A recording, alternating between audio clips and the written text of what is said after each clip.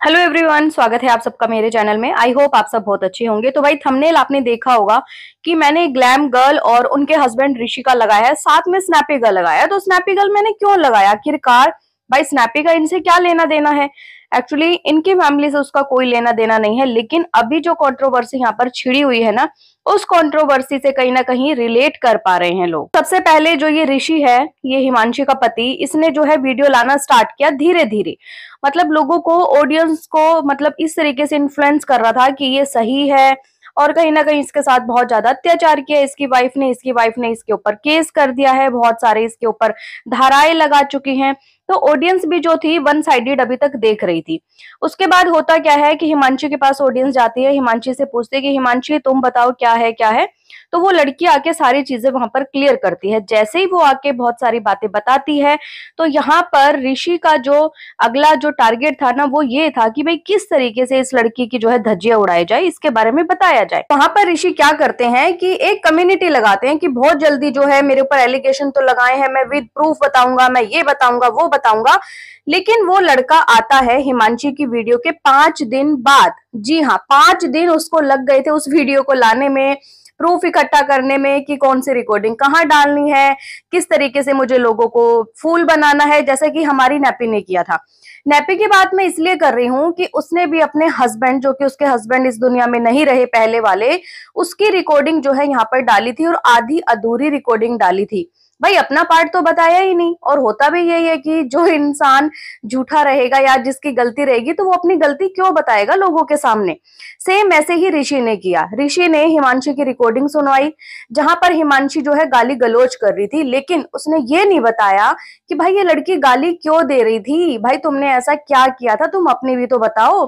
तुमने सिर्फ और सिर्फ अपनी वाइफ को यहाँ पर डिफेम करने के लिए उसकी रिकॉर्डिंग तो लगा दी, लेकिन उसके पीछे का सच तुमने नहीं बताया। ऋषि ने अपनी फर्स्ट वीडियो में ये बताया था कि ये लड़का कितना बड़ा चीटर है, इसने मुझे चीट किया है, बहुत सारी लड़कियों के साथ इसके अफेयर्स रहे थे। लेकिन जो ऋषि की वीडियो आई ना, उसमें ऋषि ने कहीं भी इस चीज को बोला ही नहीं। मतलब प्रूफ किया ही नहीं कि मेरे जो है अफेयर थे या नहीं थे।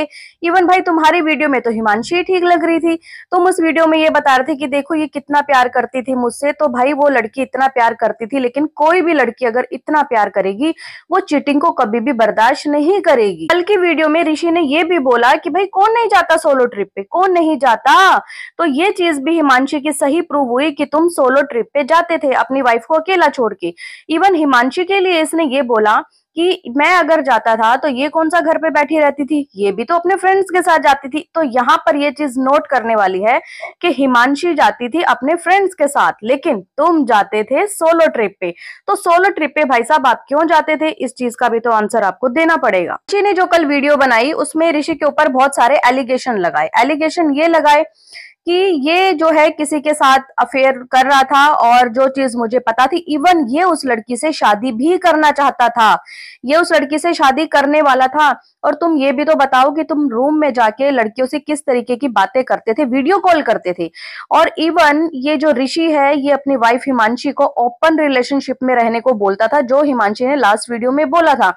और हिमांशी ने इतना बोल के ये भी बोला था कि आप लोग समझ रहे हो ना मैं क्या कहना चाहती हूँ। उसका कहने का मतलब ये था, मैं अगर अफेयर कर रहा हूँ तो तुम भी आराम से जो है अपना अफेयर करो, ओपन रिलेशनशिप में रहो, जैसा मैं अदर्स लड़कियों के साथ रह रहा हूँ।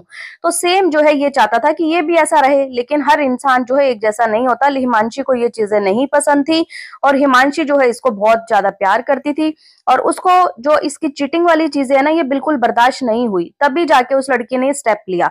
लेकिन अगर आप लोग ये एक चीज और देखेंगे कि सोशल मीडिया पे ये चीजें लेके कौन आया, ये लेके आया ऋषि। इनकी वाइफ हिमांशी इस चीज को नहीं लेके आई। वो चाहती थी ऑफ कैमरा सारी चीजें जो है चले, लेकिन ये आदमी जो है उसको डिफेम करना चाहता था। अच्छा भाई, कौन सा ऐसा पति है जो गाली गलौज, लड़ाई झगड़ा ये भी रिकॉर्ड करता हो? तो कहीं ना कहीं इस ऋषि की इंटेंशन भी थी, ऐसा इसको शायद लग रहा था, या फिर ये जो है प्रूफ इकट्ठे कर रहा था। जो इंसान शातिर होता है ना, पहली बात तो वही रिकॉर्डिंग करता है। तभी मैंने यहाँ पे स्नैपी गर्ल से इसको रिलेट किया। ये भैया मेल वर्जन है स्नैपी गर्ल का, क्योंकि वो भी अपने, जब उसके पति थे फर्स्ट वाले, उसकी रिकॉर्डिंग आज तक संभाल के बैठी थी, और उस रिकॉर्डिंग को किस तरीके से उस औरत ने कट करके लगाया है, सब लोगों ने जो है बहुत अच्छे से देखा है। यहाँ पर स्नैपी गर्ल की अगर मैं ससुराल वालों की बात करूं, उन्होंने कभी इसकी कोई रिकॉर्डिंग की ही नहीं। उनके पास कोई ऐसी रिकॉर्डिंग थी नहीं और ना ही उनकी शायद ऐसी इंटेंशन रही होगी और ना ही उनको जो है इस तरीके का पता होगा कि भाई आने वाले टाइम में हमारी बहू हमारे साथ क्या कर देगी तो हमें भी करना चाहिए। जी नहीं, जो इंसान शातिर होता है ना, जिसको बोला जाता है मास्टरमाइंड, वही इंसान जो है रिकॉर्डिंग करता है आने वाले टाइम के लिए। सेम ऐसा ही ऋषि ने जो है हिमांशी के साथ किया। ये बात ऋषि का एक एलिगेशन ये कि भाई मैं तो अच्छे से जो है अपना काम संभाल रहा था, बिजनेस संभाल रहा था अपने पापा का, लेकिन इसी ने मुझे बोला कि यूट्यूब में आओ।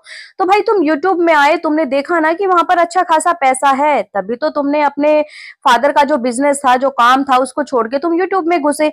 अगर तुम्हें मतलब इतना वो रहता कि मुझे अपना बिजनेस ही करना है तो तुम अपना बिजनेस भी करते और साइड बाय साइड जो है अपनी वाइफ की हेल्प भी करते, लेकिन नहीं, इनको भी भाई लालच आ गया था। और लालच की बात करें तो इनके सिस्टर का आप चैनल देख ही सकते हैं कि उन्होंने भी अपना चैनल बनाया और कहीं ना कहीं हिमांशी से उन्होंने फेम भी ली और हिमांशी के लिए बहुत गंदी गंदी चीजें उन्होंने अपने कमेंट सेक्शन में बोली।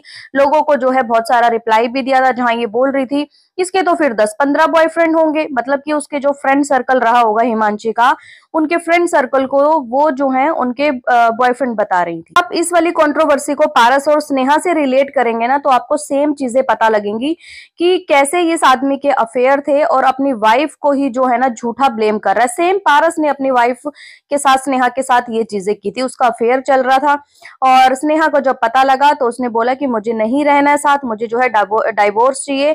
तो इस आदमी ने उसको जो है डिफेम करना सोशल मीडिया पे स्टार्ट किया। सेम टू सेम अगर आप कंट्रोवर्सी देखेंगे, पारस और स्नेहा की ये कंट्रोवर्सी है। पारस भी हमेशा से उसको यही कहता रहता था इतने अच्छे सास ससुर मिले हैं तुम्हें, कभी नहीं मिलेंगे। और सेम जो अभी ये ग्लैम बिंग ऋषि है, सॉरी, वो जो है अपनी वाइफ को इस तरीके की चीजें बोलता है। कोई बड़ी बात नहीं है, जैसा पारस ने जो है अभी अपनी जो उसकी गर्लफ्रेंड थी पिन्नू जिसका नाम वैशाली है, उसके साथ शादी करी है, तो सेम आने वाले टाइम में अगर इनका भी डाइवोर्स हो जाता है तो जिससे ये जो ऋषि है ना शादी करना चाहता था, मतलब कि हिमांशी के होते हुए, है ना, वो एक रिलेशनशिप में था, तो कोई बड़ी बात नहीं कि ये जो ऋषि है ये भी उस लड़की से डाइवोर्स के बाद शादी कर ले। जब भी कहीं डाइवोर्स होता है ना तो हमेशा ऐसा नहीं होता कि भाई किसी एक इंसान की गलती होती है, कहीं ना कहीं गलती दोनों की रहती है। लेकिन एक इंसान जब इतनी हदें पार कर देता है ना, तब जाके एक लड़की सोचती है कि मुझे अब जो है ना इस रिश्ते से जो है मूव ऑन कर लेना चाहिए, मुझे इस रिश्ते को छोड़ देना चाहिए। तभी शायद हिमांशी जो है डाइवोर्स लेना चाहती है, अदरवाइज उस लड़की ने 4 साल भी तो निकाले हैं। अगर उस लड़की को इतना ही वो रहता तो वो शायद 1 ईयर या 1.5 साल में, अगर उसको पता लग गया था लास्ट टाइम जब इनका सेपरेशन हुआ था, उस टाइम भी वो लड़की डाइवोर्स ले लेती। लेकिन फिर भी उसने एक मौका जो है इसे दिया। लेकिन ये आदमी शायद ऐसा है कि सुधरने वाला नहीं है, तभी जो है अब हिमांशी को डिफेम करने के लिए और अपना चैनल ग्रो करने के लिए इसने जो है ये कंट्रोवर्सी स्टार्ट की है। ये भी जो है ऑफ कैमरा इन चीजों को चलने देता, जो भी इनका जो है लीगल प्रोसेस चल रहा है वो चीज चलती रहती। लेकिन नहीं, इन भाई साहब को चाहिए फेम और कहीं ना कहीं अब अगर ये यूट्यूब पे आ गए हैं, ऐसा तो नहीं है कि वाईटी को ये छोड़ देंगे, तो अपने आप को सही भी तो प्रूव करना है ना, क्योंकि आने वाले टाइम में इनको और भी व्लॉग्स बनाने हैं। कुछ फेक यूट्यूबर्स जिनकी मैंने बात करी, नैप्पी, पारस और उसके बाद अब ये ऋषि, तो मतलब इतने सारे लोग ऐसे हैं जो अपनी ऑडियंस को इतना ज्यादा फूल बनाते हैं। लेकिन कहीं ना कहीं 50% ऑडियंस जो है समझदार है, समझ जाती है, लेकिन जिन लोगों की आंखों पे पट्टी बंधी हुई है वो लोग फिर भी नहीं समझ पाते। बाकी आप लोगों की क्या राय है इस वीडियो पे, कमेंट करके मुझे जरूर बताएं। और अगर आपको ये वीडियो पसंद आए तो प्लीज चैनल को लाइक करें, सब्सक्राइब करें, शेयर करें एंड बेल आइकन को प्रेस करना बिल्कुल ना भूलें। सो बाय, मैं मिलती हूँ आपसे एक न्यू वीडियो में, तब तक के लिए बाय।